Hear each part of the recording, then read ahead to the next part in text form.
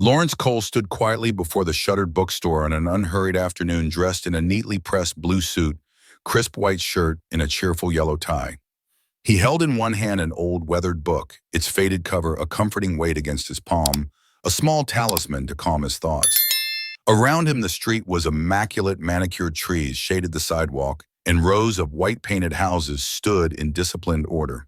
Yet his solitary figure, motionless, composed, and fashionably out of place, seemed to belong to another story entirely. Sorry to interrupt the story. Before we continue, we'd really appreciate it if you could like the video and subscribe to the channel. Your support helps us get closer to 1,000 subscribers. It means the world to us. Thank you so much. After nearly 10 minutes of silent observation, a young boy of about 10 years old pedaled by on a dusty bicycle. His platinum blonde hair fluttered in the breeze as he slowed, curiosity shining in his clear blue eyes. "Mister, are you lost?" the boy asked, his voice gentle but carrying clearly through the quiet neighborhood. Lawrence met the question with a thoughtful pause, then offered a small nod of acknowledgement. In a calm, deep voice, he replied, "No, I know exactly where I am." That simple exchange stirred something within him. In the innocent inquiry of a child free from suspicion or bias, Lawrence recognized how easily we misplace one another simply because someone's presence doesn't fit our expectations. He allowed himself a faint smile, not to dismiss the boy's question, but to honor its gentle truth. Choosing to remain silent, he let the moment linger, knowing that sometimes the softest questions have the greatest power to shift our view of one another. Not long after the boy rode away, the rumble of an unmarked police cruiser turned into the street. Two officers sat side by side, windows down, their eyes fixed on Lawrence. They did not flash lights or sound a siren. They merely stared in silence, as if assessing a problem too delicate for noise. Across the block, a woman paused at her doorway, her hand on the doorknob, and closed her door quickly, casting a wary glance down the street. The stillness that followed felt heavy, weighted by unspoken questions of belonging and right. Lawrence drew a slow, steady breath, recalling too well the prickling unease of being watched without cause. He reminded himself to remain composed. Then a young officer, perhaps in his mid-20s, stepped out of the car. He straightened his uniform jacket, checked his buttons, and approached with deliberate purpose. "Sir," he said crisply, "what are you doing here?" Lawrence met his gaze and replied quietly, "I'm standing." The officer paused, perplexed. Standing, he repeated as though the very notion was unfamiliar. Then pressing closer, he said, "May I see some identification?" Lawrence folded his arms and answered with calm conviction, "I am not required to present ID unless you have a lawful reason to request it." His steady voice seemed to unsettle the younger man, who hesitated before glancing at his partner. At that moment, the senior officer sauntered forward with a cynical half-smile. A man in a suit standing alone. "Looks like you've got something to hide," he quipped. The insult hung in the air like a challenge. No cameras, no audience, just two men in uniform testing a man's right to occupy the space where he stood. In that silent exchange, the simple question of who belongs here became a battlefield of respect and assertion. Noticing Lawrence's unwavering calm, the younger officer suddenly reached out and yanked at Lawrence's leather briefcase. It clattered to the pavement, the flap bursting open on impact. A heavy hardcover book tumbled onto the sidewalk, between silence and power, its spine boldly bearing Lawrence Cole's name. The officer sneered loud enough for onlookers to hear. "See, this fake intellectual is carrying around a book about himself." Lawrence bent slowly, retrieved the book, and brushed the dust from its cover. He closed the briefcase with steady hands, refusing to let anger dictate his next move. Instead, he straightened and fixed the older officer with a steady, unblinking gaze. "Tell me," he said, his voice measured and clear, "what exactly makes you suspicious? Is it because I wear a suit on my way home? Or because my skin is darker than yours? Or perhaps because I refuse to lower my head the moment someone questions me?" The words cut through the tension like a blade. The senior officer's mocking smile faltered, replaced by a flicker of uncertainty. A hush fell over the street as neighbors paused at their windows and passers-by slowed to watch. In that charged silence, Lawrence did not raise his voice. He did not demand apologies, nor did he scold or shame them with harsh rhetoric. Instead, he allowed the fallen book, an emblem of his life's work, to shine a light on their assumptions. By letting the book speak in his stead, Lawrence turned the officer's own aggression into a mirror, forcing them to confront the prejudice behind their actions. In that moment, power shifted imperceptibly. No sirens wailed, no crowd erupted. Yet the balance had changed. Lawrence's composed dignity stood in stark contrast to their unfounded suspicion, and the simple truth of his book left an indelible mark on everyone who witnessed it. As the tension reached its peak, the older officer barked a curt command, "Sit down." Lawrence Cole lowered himself onto the edge of the curb with deliberate calm, keeping his back straight and his hands resting gently on his knees. His posture spoke volumes: compliance without submission, cooperation without surrender. Across the street, a neighbor raised a smartphone, the blue glow of the screen marking the start of a live stream, capturing every moment for unseen viewers. The younger officer's frustration surfaced in a shaky voice. "You know why I stopped you, don't you?" Lawrence met him with steady eyes and offered a quiet, pointed reply. "Because I don't fit into this neighborhood's picture." Those 6 words, simple yet incisive, pierced the charged stillness. When the officers proceeded to pat him down, Lawrence did not resist. Instead, he spoke to the crowd, both the few on the sidewalk and the many watching through cameras. "I will not resist because I want everyone, including those behind the screens, to understand that the wrong here is not in my reaction, but in how normal this has become." In that serene declaration, his silence became an act of strength. No shouting, no pleas. Just the presence of a dignified man seated on a cold concrete curb framed by 2 armed officers. The juxtaposition was stark and undeniable. Passers-by slowed, neighbors peered from windows, and the live-stream comments began to scroll in disbelief. Lawrence's composed stillness unsettled the unspoken assumptions that had justified this stop, that a well-dressed, unhurried man standing on a quiet street must be hiding something. By choosing silence over struggle, Lawrence transformed his own vulnerability into a powerful indictment of routine prejudice. In that moment, the true disturbance was not a man standing his ground, but a system that treats his mere presence as a threat. And in the growing hush that followed, the balance of power shifted, if only in the hearts and minds of those who watched. Almost before the street had time to absorb the weight of Lawrence's quiet resistance, a convoy of black SUVs rolled into view, their engines low and authoritative. The lead vehicle's door swung open and out stepped Adrian Knox, the state security director, an almost mythic figure rarely seen outside of high-level meetings. Without a word of fanfare, Knox walked directly to the 2 officers. He tapped the name Connor Clark on a sleek tablet, then Nathan Cross, his voice measured but unmistakably firm, as he spoke each name aloud. In an instant, the local police chain of command was superseded. Suspension orders and an independent investigation protocols normally tucked away in dusty manuals were activated on the spot. The younger officer's hand froze on his holster. The senior officer's posture stiffened into disbelief. Across the sidewalk, neighbors raised their smartphones, the live stream pausing for a fraction of a second as everyone turned to witness an unseen authority reclaim control. Throughout it all, Lawrence remained seated on the curb, his wounded wrist carefully wrapped, one hand resting on his leather briefcase. His eyes never left Knox, as though acknowledging the arrival of justice rather than savior. No speeches, no badges, flashed just the presence of a man in a blue suit who, by remaining calm, had compelled a higher power to intervene. The moment was electric, yet silent. Passers-by exchanged stunned looks. The phones resumed filming, comments pouring in. He called their names. State security stepped in. What had begun as an ordinary traffic stop metamorphosed into a stark message. No one citizen or officer stands beyond scrutiny. With that single intervention, the balance of power shifted. Lawrence Cole, once the passive subject of unwarranted suspicion, had become the catalyst for accountability. In a few short minutes, his simple act of standing still had triggered a chain reaction through which the very system that questioned him was compelled to examine itself. In the hush that followed, the street and everyone watching understood that real authority lies not in force but in the courage to demand transparency. The 2-minute, 28-second clip went live less than an hour after the incident, and by midday it was everywhere. Friends on Facebook shared it with comments ranging from "This is unbelievable" to "Where's the justice?" Twitter lit up with the hashtag "If Not the Governor," uniting voices who demanded to know why Lawrence Cole's simple presence warranted suspicion. News outlets could no longer look away.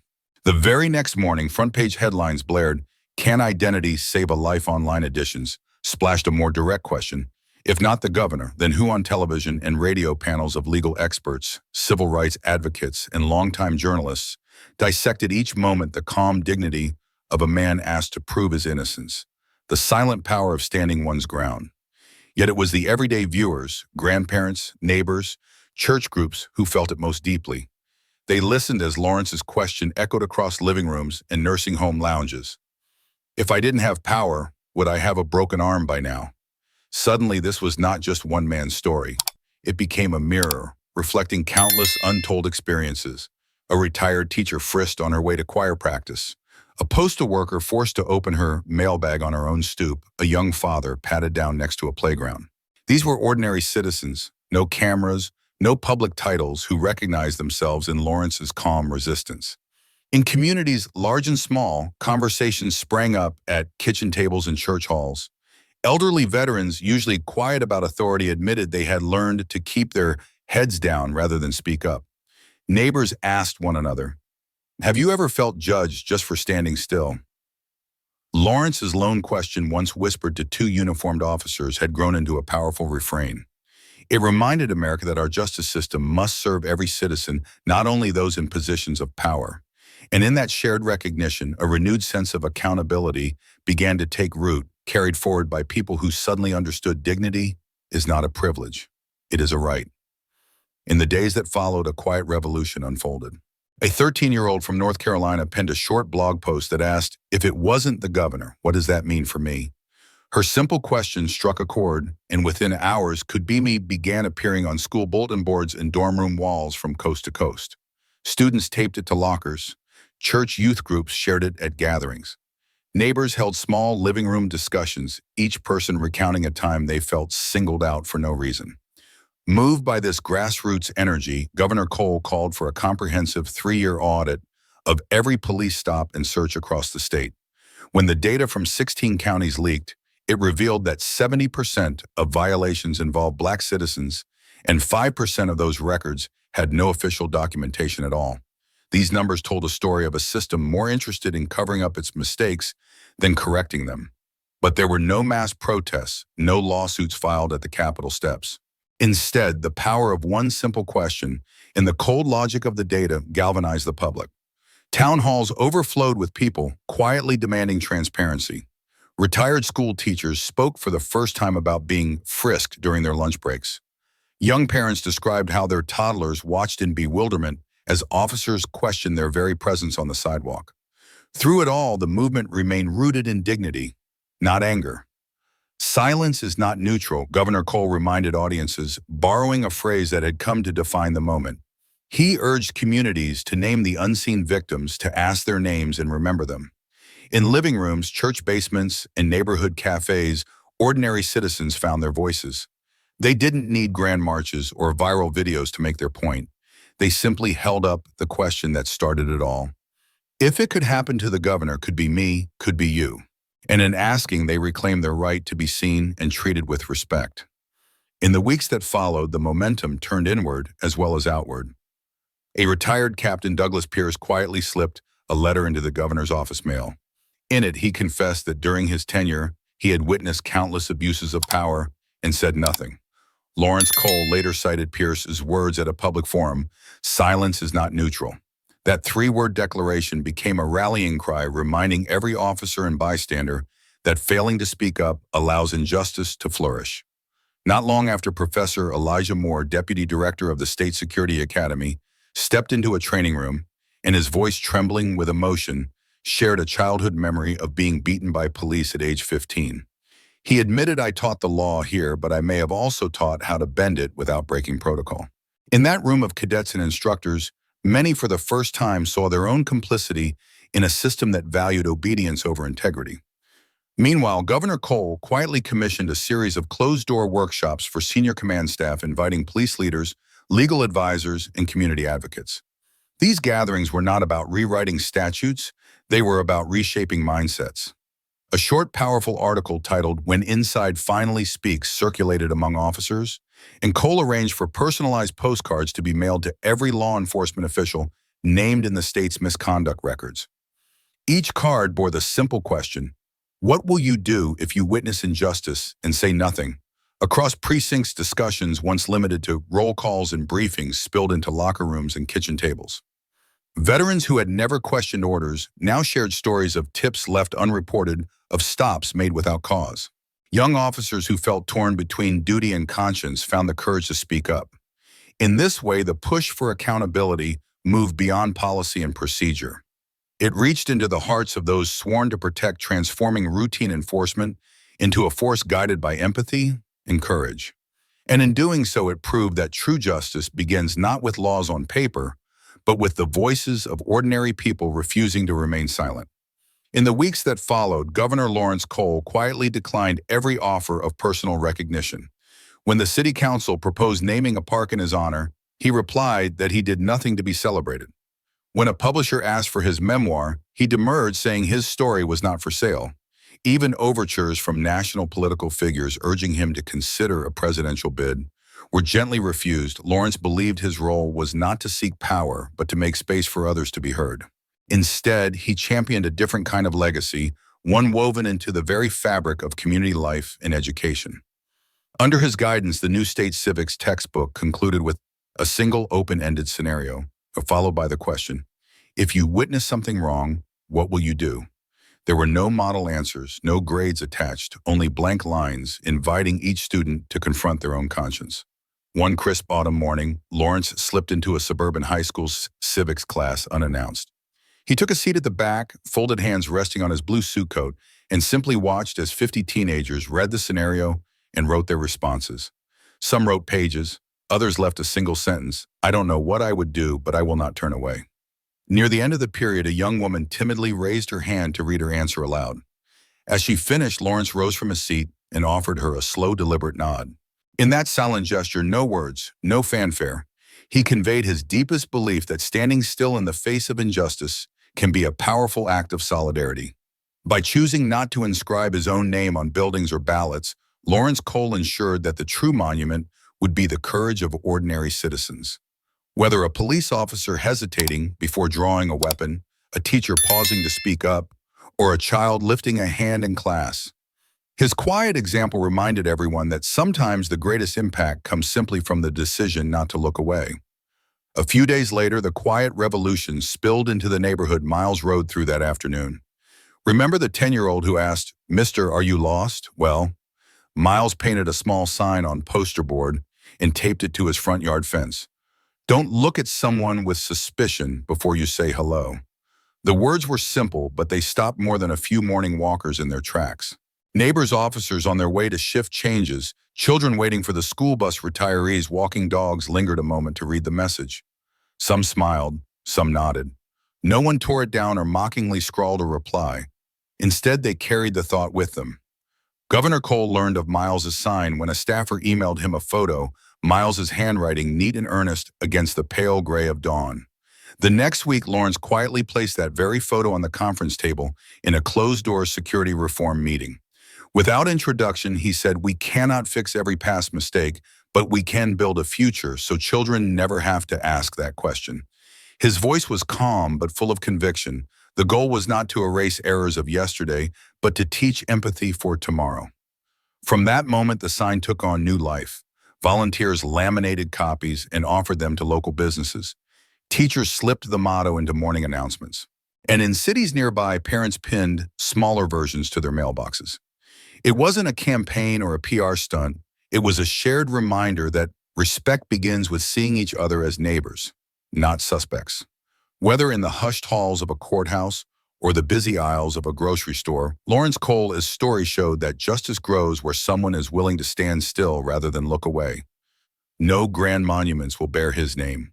No statues will grace public squares. Instead, the legacy lives on in the quiet courage of a child's sign and in each of us whenever we choose to greet someone first rather than judge them.